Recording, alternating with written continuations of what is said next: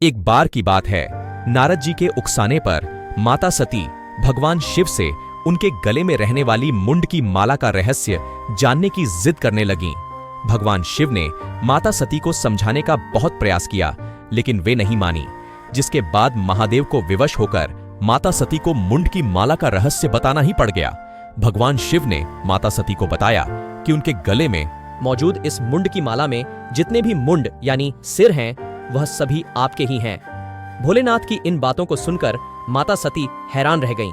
माता सती ने भगवान शिव से पूछा, यह भला कैसे संभव है कि आपके गले में मौजूद सभी मुंड मेरे हैं? माता सती की इस बात पर महादेव ने माता सती को बताया कि यह उनका 108वां जन्म है।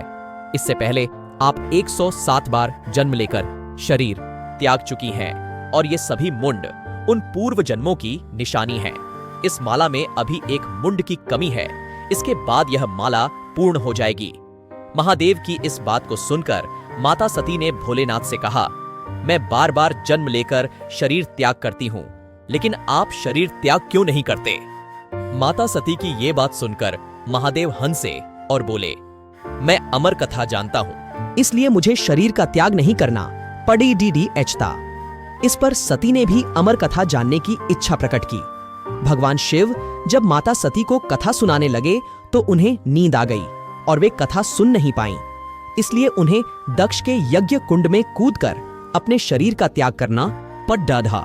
माता सती ने भगवान शिव के लिए यज्ञ कुंड में कूदकर आत्मदाह कर लिया था और जिसके बाद क्रोधित हुए भगवान शिव ने सती के शव को उठाकर तांडव किया था।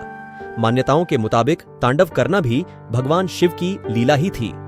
बताया जाता है कि महादेव ने तांडव के बाद 51 शक्तिपीठों की स्थापना की थी। भगवान भोलेनाथ ने माता सती को पहले ही बता दिया था कि उन्हें यह शरीर त्याग करना है। इसी समय उन्होंने सती को अपने गले में मौजूद मुंडों की माला का रहस्य भी बताया था। शिव ने सती के मुंड को भी माला में गूंथ लिया। इस प्रकार 108 मुंड की माला तैयार हो गई। माता सती का अगला जन्म पार्वती के रूप में हुआ। इस जन्म में माता पार्वती को अमृतत्व प्राप्त हुआ और फिर इसके बाद उन्हें शरीर का त्याग नहीं करना पड़ा।